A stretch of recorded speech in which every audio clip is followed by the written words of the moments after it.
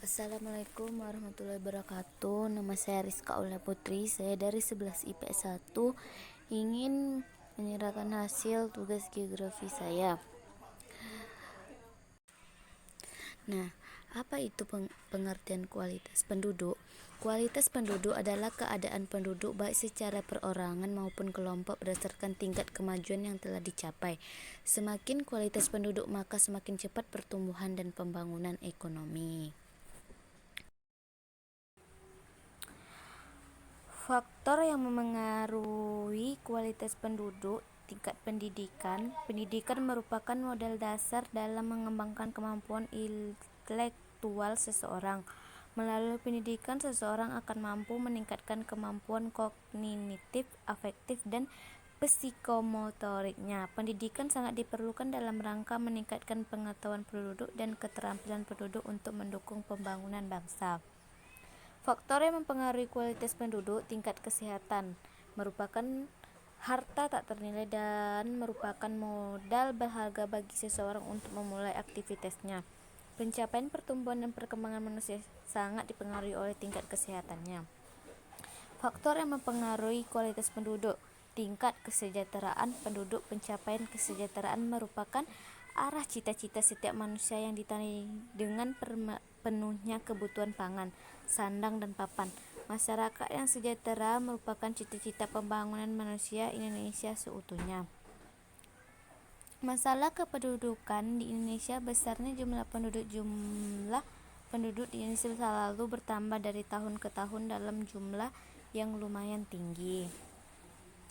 Besarnya jumlah penduduk yang tumbuh menjadi sebuah masalah yang tidak dapat dihindarkan.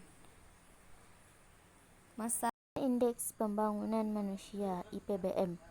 Salah satu indikator penting dalam pembangunan adalah Human Development Index atau HDI atau Indeks Pembangunan Manusia (IPBM).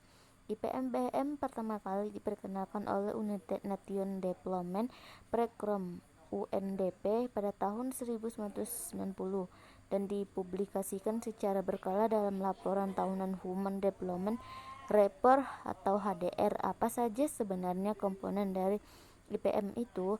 IPBM sendiri menjelaskan bagaimana penduduk dapat mengakses hasil pembangunan, memperoleh kesehatan, pendidikan, dan pendapatan. Nah, ini gambar apa itu IPM, Indeks Pembangunan Manusia. Ada tingkat kesehatan, tingkat pendidikan, tingkat pendapatan. Seperti yang dijelaskan di atas, IPBM dibentuk oleh 3 dimensi dasar: umur panjang dan hidup sehat, pengetahuan, standar hidup layak. Manfaat laporan IPBM bagi pemerintah: IPBM digunakan sebagai indikator penting untuk mengukur keberhasilan dalam upaya membangun kualitas hidup manusia, masyarakat, atau penduduk.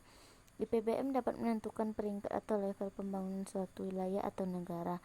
IPBM digunakan sebagai ukuran kinerja pemerintah. IPBM digunakan sebagai salah satu penentuan proporsi dana alokasi umum DAU yang harus digunakan untuk peningkatan penyediaan layanan masyarakat.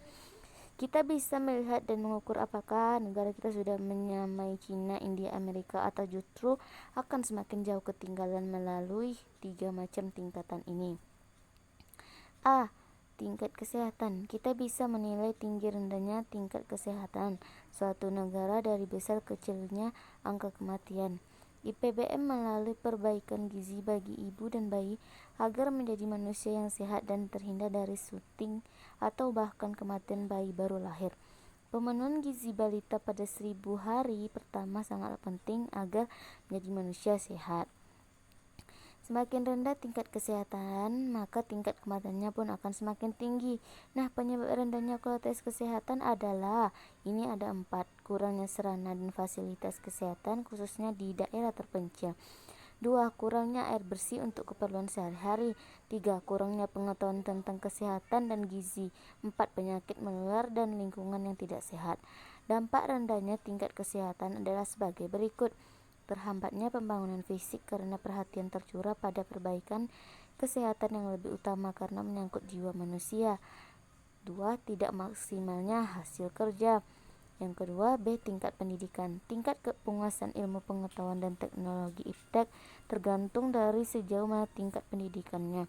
Selain sekolah, tingkat pendidikan bisa didapatkan dari keluarga, lingkungan, pengalaman, dan lainnya. Jika seseorang memiliki pengetahuan yang tinggi pada suatu bidang, ia sangat mungkin dapat memanfaatkan pengetahuannya untuk menghasilkan karya atau mengolah sumber daya alam dengan baik, sehingga taraf hidup pun meningkat. Tingkat pendidikan di negara berkembang relatif lebih rendah jika dibandingkan dengan negara maju. Apa alasannya? Ada 3. Tingkat kesadaran masyarakat akan pentingnya pendidikan yang rendah. 2. Sarana dan fasilitas pendidikan yang tidak memadai dan seimbang dengan jumlah anak usia sekolah. 3. Pendapatan penduduk per kapita yang rendah. Dampak yang ditimbulkan rendahnya tingkat pendidikan terhadap pembangunan ada 2.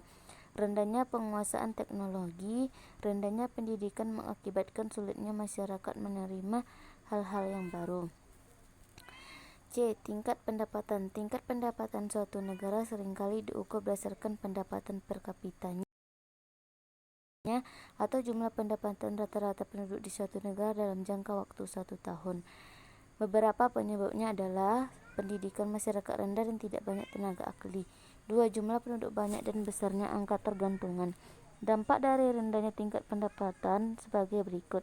Rendahnya kemampuan daya membeli masyarakat berakibat terhadap pembangunan di bidang ekonomi yang kurang baik. Pembangunan untuk layak hanya dinikmati oleh kelompok masyarakat golongan menengah ke atas. Menurut laporan Badan Pusat Statistik (BPS), indeks pembangunan manusia (PPM) pada tahun 2018 mencapai 71,39. Angka itu meningkat 0,58 poin atau tumbuh sebesar 0,82% dibandingkan 2017. Berikut ini perkembangan IPPM di era pemerintahan Presiden Joko Widodo dalam infografik. Nih contoh gambarnya. Cara menghitung indeks pembangunan manusia (IPPM) memiliki 3 komponen, yaitu angka harapan hidup, tingkat pendidikan, dan tingkat kehidupan layak. Nah, ini rumus-rumusnya.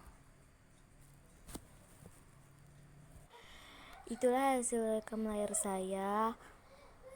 Mohon maaf bila ada kekurangan dan salah kata. Sekian, terima kasih.